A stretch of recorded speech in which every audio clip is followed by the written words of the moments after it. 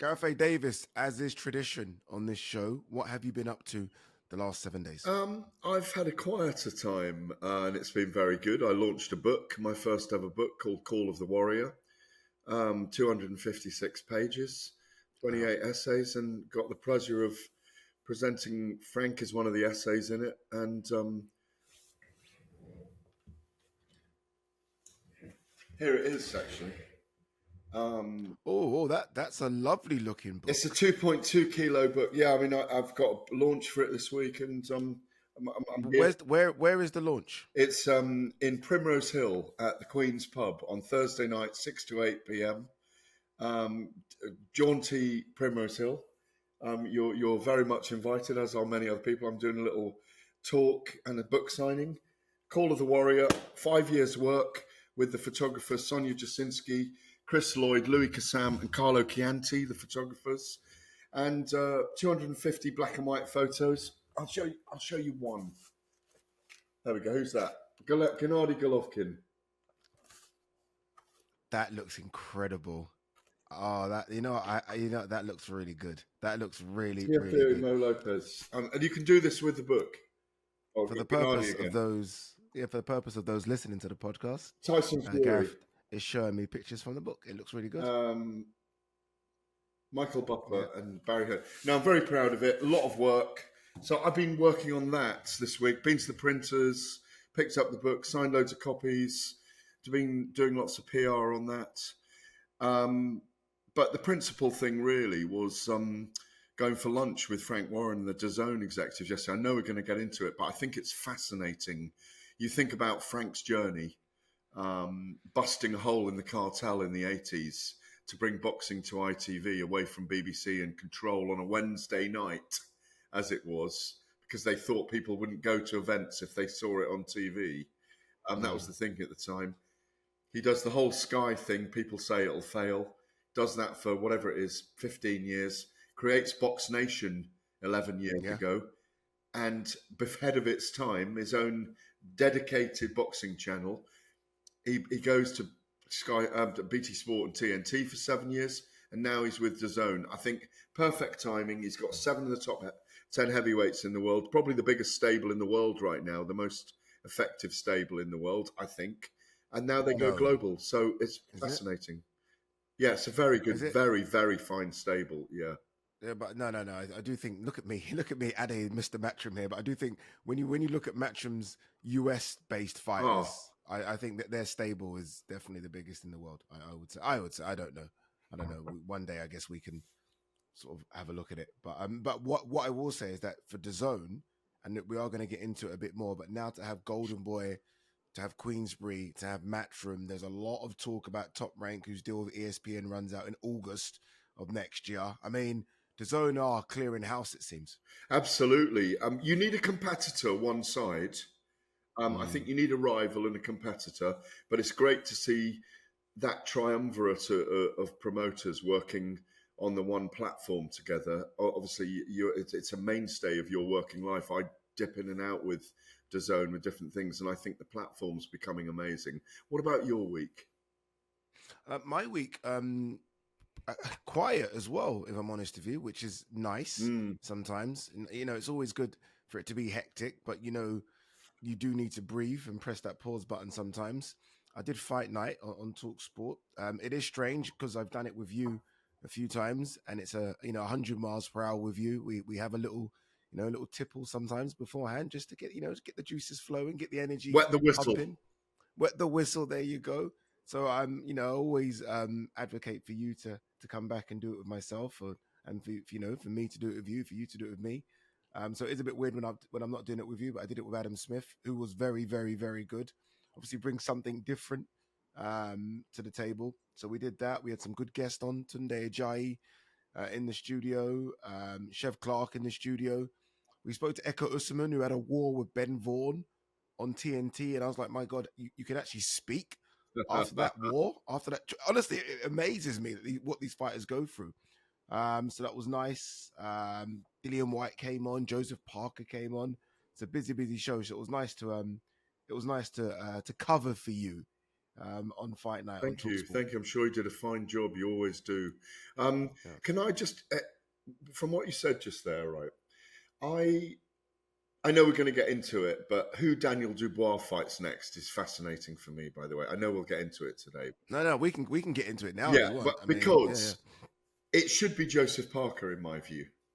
But it's going to be, I mean, it may end up being Joseph Parker, but it's a big debate about who Daniel Dubois faces next because it's a voluntary, isn't it? And I'm now believing that they are going to go so left field with this. FA Honestly, it could be that, which Frank is quite Sanchez. risky, but yeah. Like before, it seemed obvious that it was either going to be AJ rematch. If not AJ, we're going to go Joseph Parker. Then Fabio's name came up. And I can understand why Fabio's name came up. And all of a sudden, they just seem to have decided to go anywhere. All right. Anyway, we'll talk about that a bit later because Okay. there's loads to get to. I do want to talk about Liam Davies, Shabazz Masood, super bantamweight title fight on the TNT card on Saturday. Shabazz Masood won it by split decision. And look, the right man won in the end.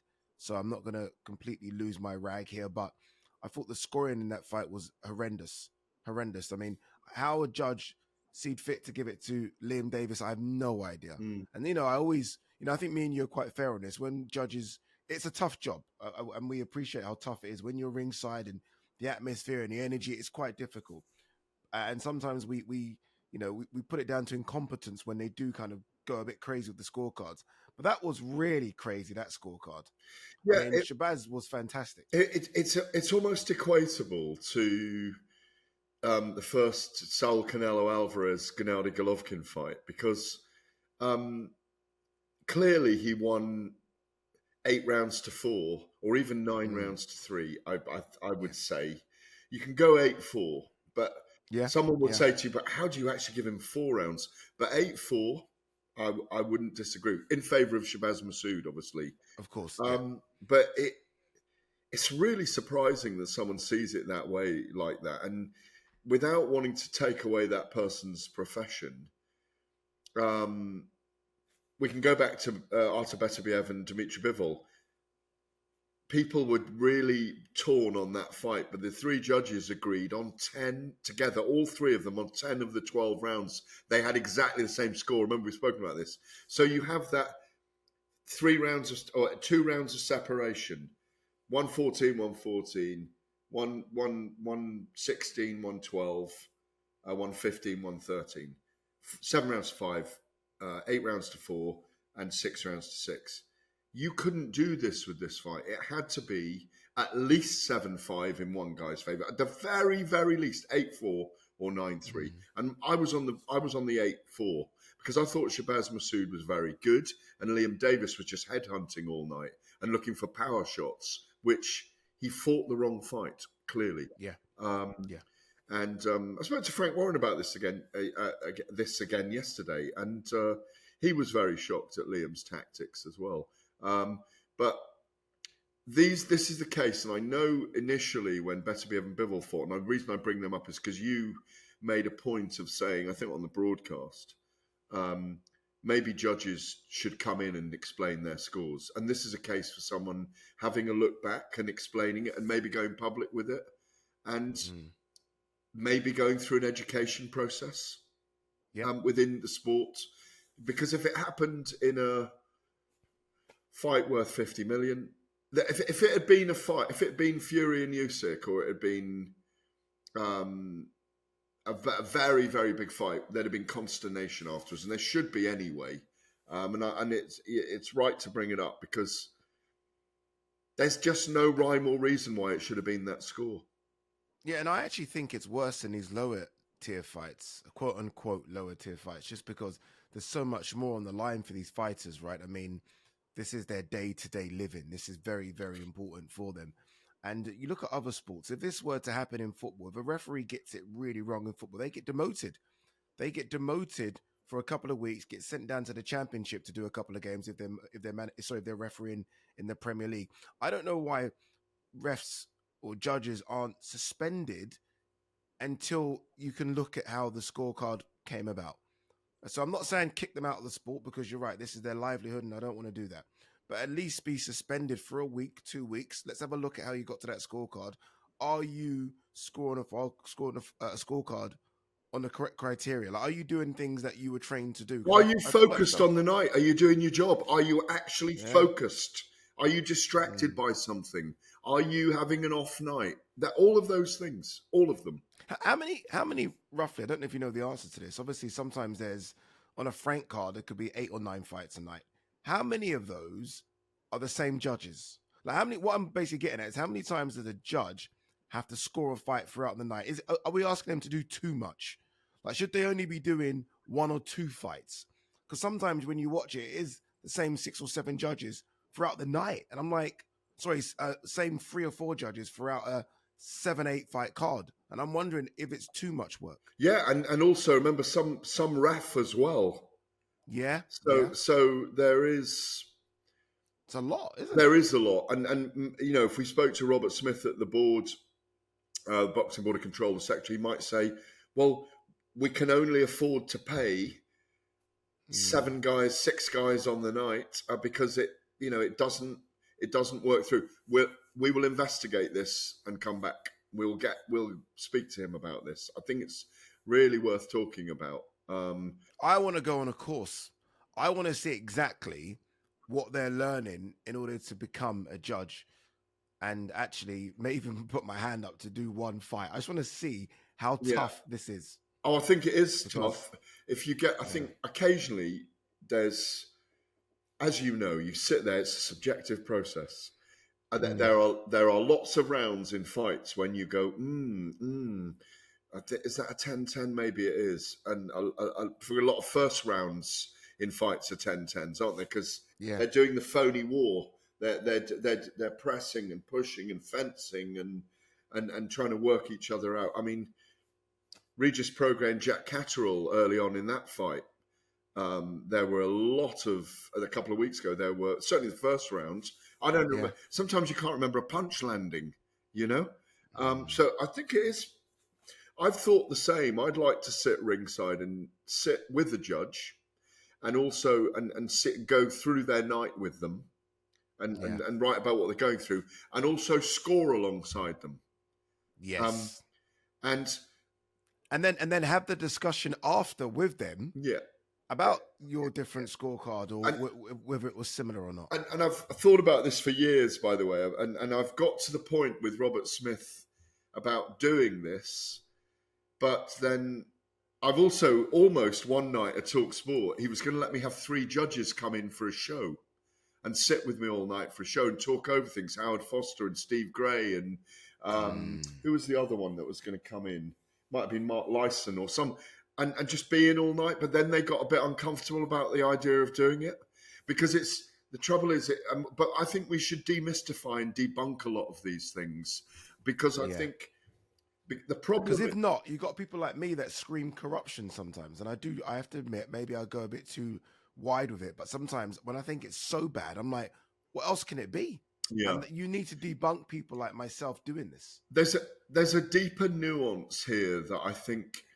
Over time, we're all human. It's a subjective process, you know. And like when Josh Taylor was riding high, and he was ranked number 5 with the Ring magazine in the pound for pound rankings, and he'd been on that run where he'd beaten 5 opponents in a row with a record of like 140-1 or something like that, and he had a purple patch where he could not be beaten. Do you remember Regis Prograis?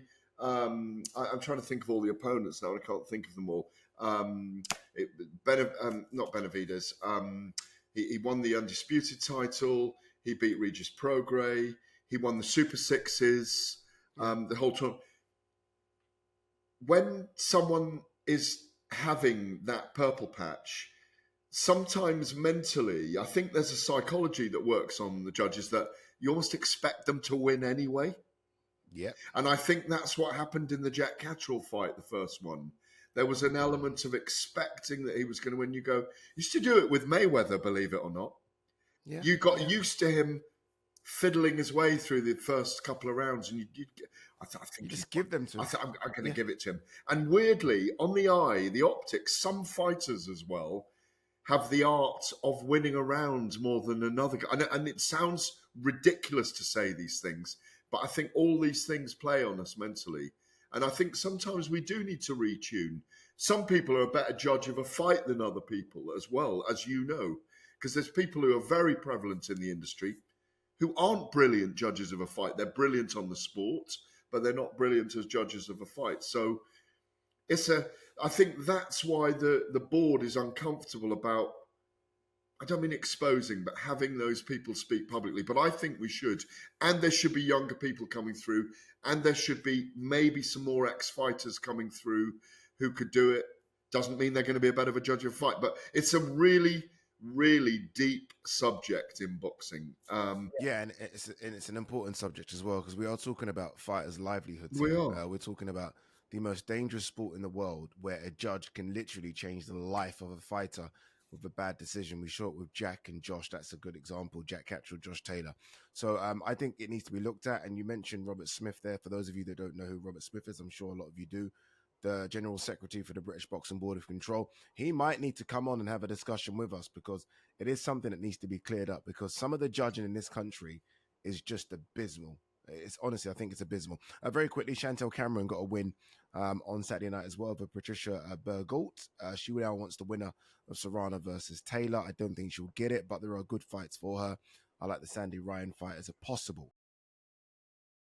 Welcome back. You're listening to Vinyl Extra on talkSPORT 2. Ade Oladipo, the great Gareth A. Davies. All right, the big news that broke this week was that Queensbury, Frank Warren's Queensbury Promotions, is going to take his stable to DAZN. Obviously, Queensbury have been long aligned to BT Sports and TNT for the last 7 years, but that will no longer be the case come the 1st of April 2025. He will now fight under the same banner as Matchroom, same banner as Golden Boy, and DAZN now certainly the biggest broadcaster when it comes to boxing in the world with that stable of fighters. This wasn't a surprise to many in the industry.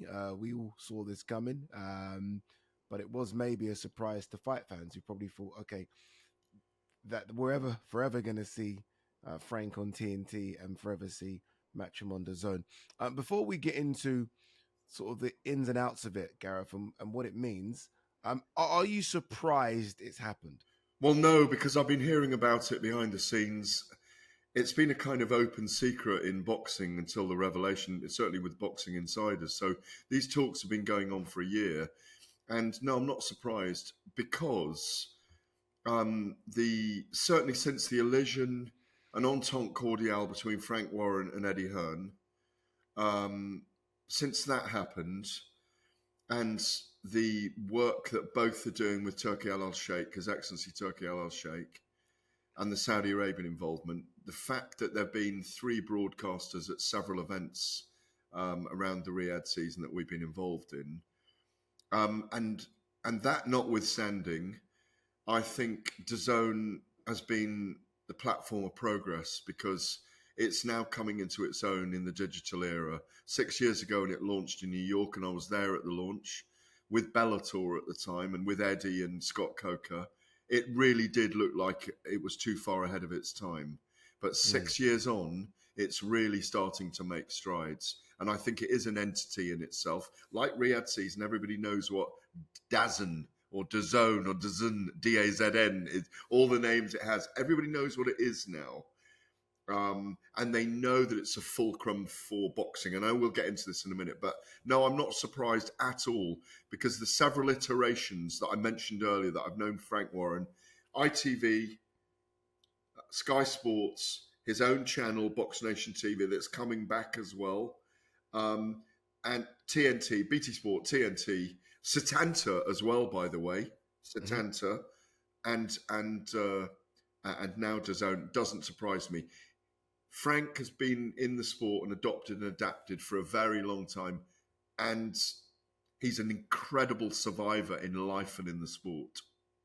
Yeah, no, and you are correct with regards to, I think, maybe 5 or 6 years ago, when DAZN sort of first came into the sort of public eye, if you like, for a lot of fight fans. It was maybe too early for some. Some people didn't quite understand it. Like, why would I want to fight on an app? and some fighters refused to fight on it, and some people poo-pooed on it, for want of a better word. Now, though, I think everyone realizes it's almost the way to go.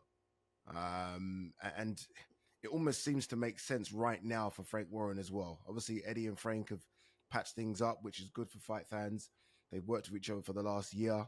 The events have been really good. We're seeing fighters fight on different on different platforms. Shabazz Massoud is a matchroom fighter fighting on TNT recently. So I think it paves the way for really exciting fights as well now. There are no more hurdles. And I think it's a great thing for British fight fans. I really do. Remember the term when I first started writing about DAZN, it was called an OTT platform, an over-the-top Yes. platform. And that expression's gone now. But look how we all consume now. Many people have a thing called a Fire Stick, don't they? They have a digital TV. DAZN is on all those platforms. DAZN is even on Sky, remember? You can get DAZN on the Sky platform. So what they've done very skillfully, and Sir Len Blavatnik is a very bright man, whatever he is, the third richest man in Britain, worth 50 billion. He invests in the arts, he invests in sports. His Perform group have become very much a sporting entity. And I think what DAZN have done very cleverly, and you may not agree with all of this, but I think I understand I think I'm very open-minded about fight sports. I understand. When they first launched, we had tournaments at Bellator. I was working with Bellator as talent at the time, and they had tournaments, heavyweight tournaments, welterweight tournaments, featherweight tournaments. DAZN invested heavily in that. They've invested in bare knuckle. They've invested in Misfits. They've got the whole panoply, and that over the top OTT, that over the top platform is what they are. People are consuming digitally now, so whatever they do digitally, people are interested. Now they've got the triumvirate of three of the big 6 promoters in the world on their platform. They can manage a hell of a lot of big fights during the year, and the Riyadh season, Saudi Arabian connection as well. If they have, it wouldn't surprise me that you've got to pay your, whatever it is, $19.99 in the UK. There may be 6 pay-per-views in the year, but I don't think they'll be extraordinarily expensive. I think it gives Queensbury the platform to be global now as well, which I think is interesting. So they could expand their stable more globally. I agree with you to finish. It's good for British boxing fans because you know where you can consume it. 185 events, they told me yesterday. 2 DAZN executives told me yesterday, Peter Oliver and Alfie Sharman at the lunch, were 185 boxing events. Boxing is a huge thing for DAZN. It's the template. Because when boxing's big, this is an old adage from sport, from all the old sports editors in my time growing up. When horse racing is big, when soccer, when football is big, and when boxing is big, everyone comes from the mainstream to watch it. All right, let me play devil's advocate here, because obviously we've gone positive. Let's possible negatives. I know people that are very, very casual boxing fans. Yeah.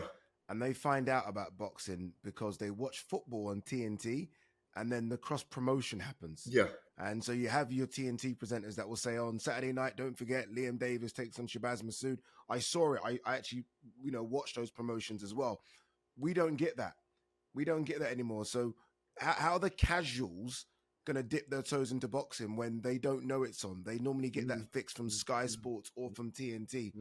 DAZN don't have that. Well, I agree with you that it does suffer in a way, but what will happen is the mainstream fight fans will come to the 6 big fights of the year, which is what always happens in boxing anyway. But they will know about it because it's out there. It's out there on social media. So, like you say, there is a risk. There is a risk. There's a reward right now, but there is a risk in doing it. I'm not a big football fan. Well, I am a football fan because I watch the big football events. But I think when someone like yourself or other people who ask questions about the validity and the veracity of doing it this way, and whether it will grow, and whether it will mushroom and augment, is because you know the mindset of the football fan, and so it's great to stage a massive fight night at the end of a FA Cup final or at the end of a big football game, because everyone's up and hungry and they've watched a game, they're thrilled from the soccer match, from the football game, and then they want something for the evening. If there's a big fight on, let's do that as well. And I get it. But I don't know, again, I don't know if the world's shifting. Frank Warren will have his reasons for going, and I think digital is coming into its own. That's the plus, you know. Okay. One more, again, slight negative: competition. Yeah, I almost feel this like is the big one. Yeah, I almost feel like Frank on TNT Yeah, has pushed Matchroom on DAZN to levels that I think Frank's almost turned into godlike in the last couple of years. He's gone kaboom. I think the competition has been really, really good for DAZN and Matchroom and Queensbury and TNT. That competition is now null and void. So what about competition? DAZN are going to be the complete, almost like a monopoly of boxing. That's not good, is it? We need a bit of competition. No? well, I agree. It's very, very important. I think if you had all 6 promoters on one platform, the only way you could create competition is between each other on the platform. So you create a league and you keep doing those 5v5s or 10v10s, and you say to you're on this platform, I want you to get certain fighters in certain weight divisions, and I want you against each other. Because the rivalry between Warren and Hearn, yes, is jovial, and Eddie can take it, and he's got big boots.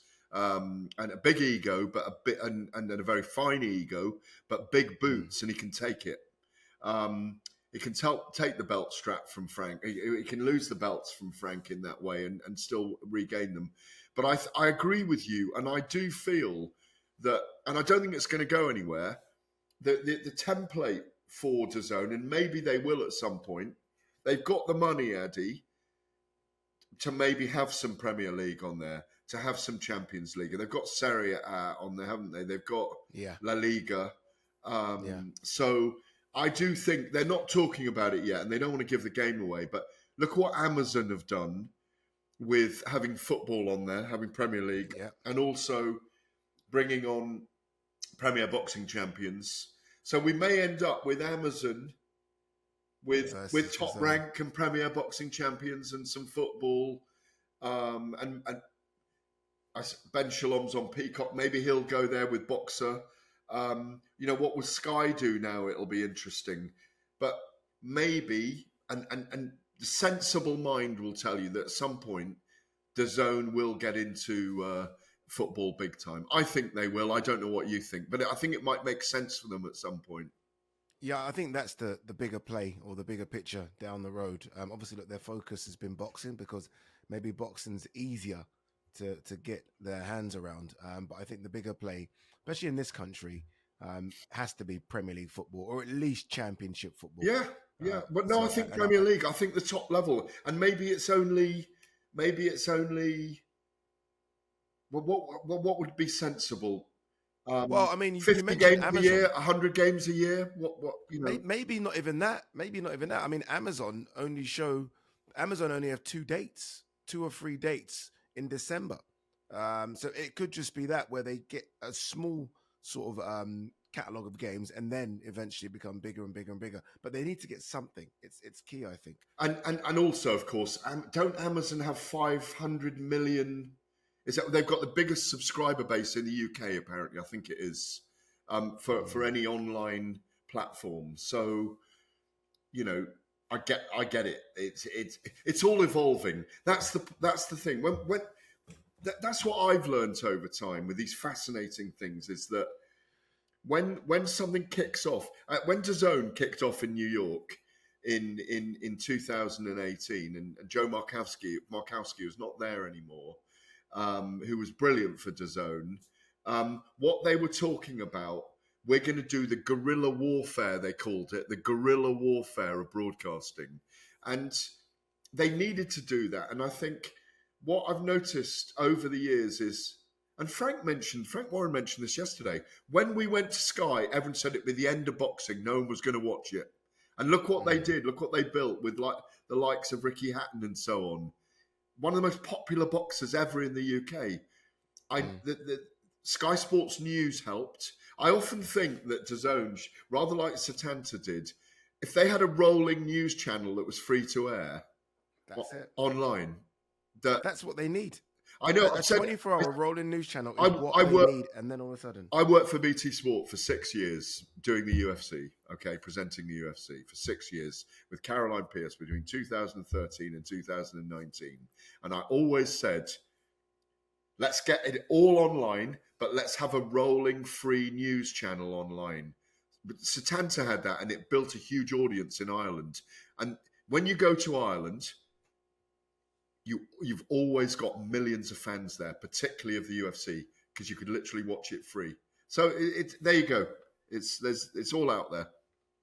It is. It's all out there, and there's going to be more to come out as well, I guess, in the next few weeks when we all understand the implications of this this big move. Again, Queensbury now part of the DAZN stable alongside Matchroom and Golden Boy. All right, you're listening to Find It Extra on talkSPORT 2. Up next, we're going to switch gears, talk about a few heavyweights. We're going to talk what next for Daniel Dubois and hear from Joseph Parker and Dillian Whyte. Welcome back. You're listening to Find It Extra on talkSPORT 2. Ade Oladipo, Gareth A. Davies. All right, the big question, I guess, for the last couple of weeks now is who is Daniel Dubois going to fight next? Frank Warren wants him to fight February 22nd. As it stands right now, we're filming this November 5th. It will not be Anthony Joshua. That rematch won't happen. So who next? I think the man right at the front of the queue is a certain Joseph Parker, who's been on a tear in the last 15 months. I spoke to Joseph Parker on Saturday for talkSPORT. This is what he had to say.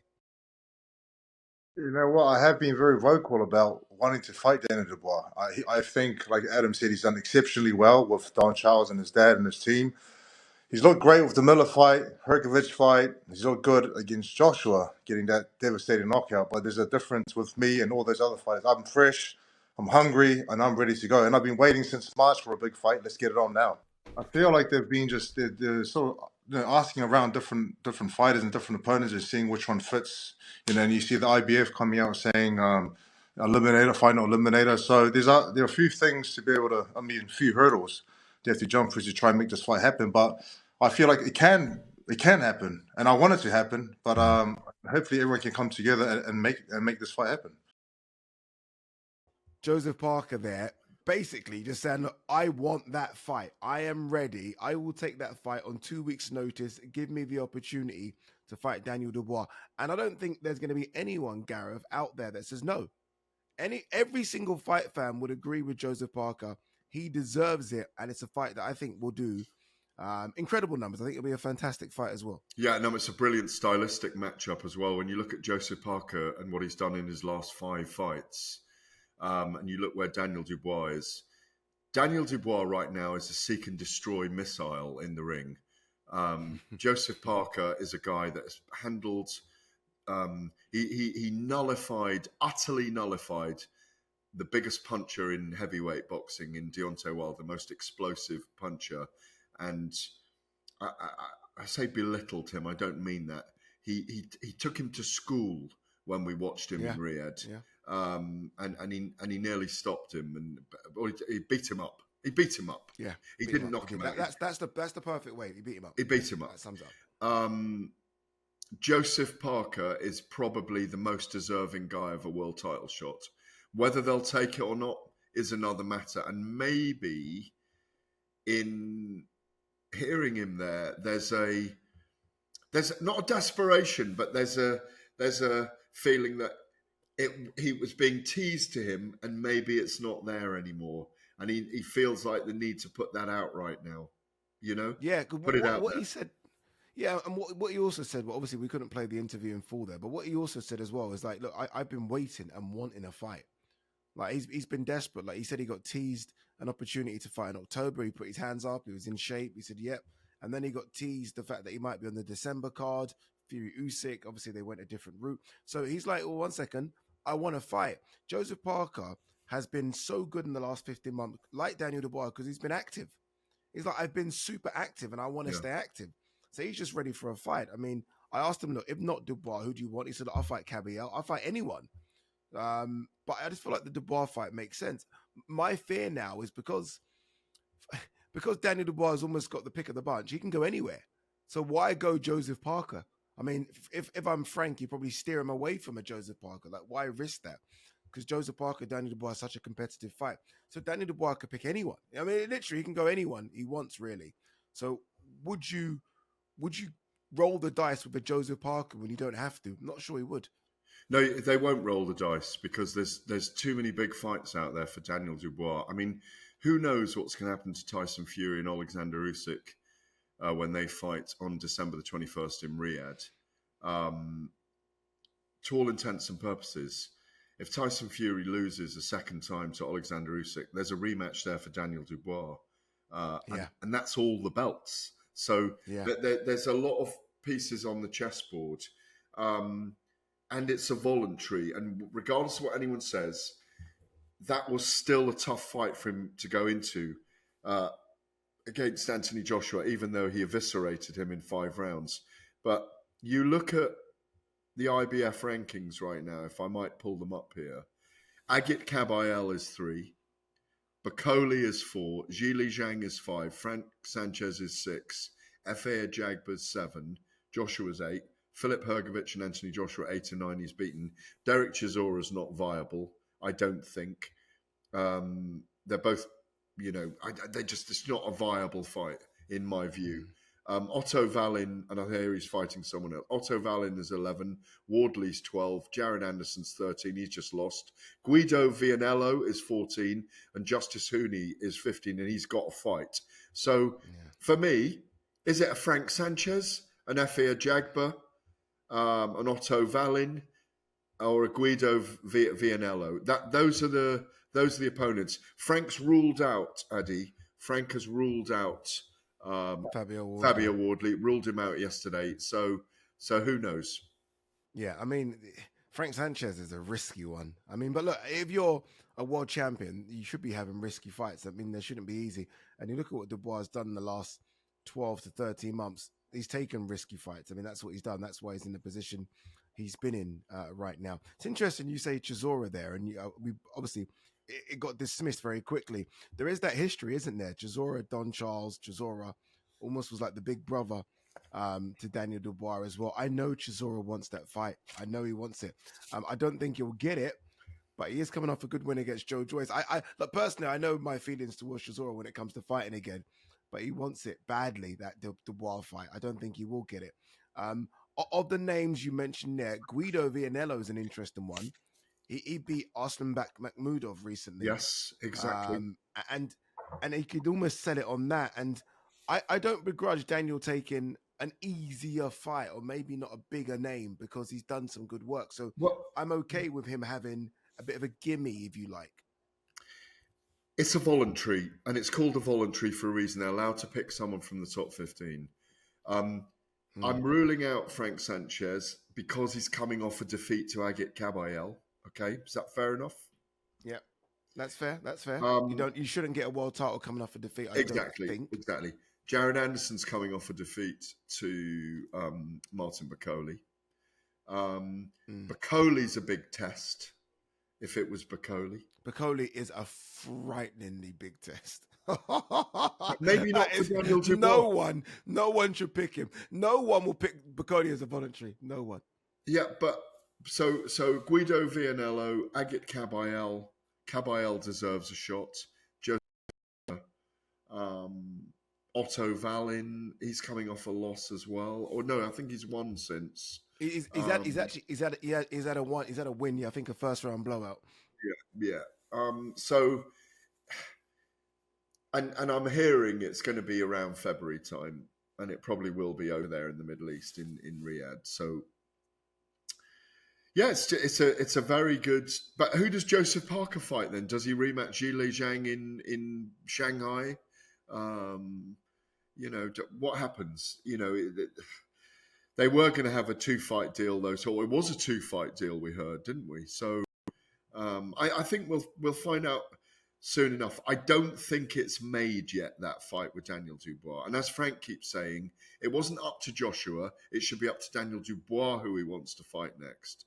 Another man who's looking to get into the very lucrative mix, if you like, Gareth, of the heavyweight scene is Mr. Dillian Whyte. And we've not seen Dillian Whyte in the ring since he fought Christian Hamer. I spoke to him on Saturday night, and he says the fire is in his belly to get back in the ring. Yeah, I'm watching some of these fights and I'm seeing where a lot of these guys is dropping off and where a lot of these guys are picking up. And thinking to myself, I can still beat these guys.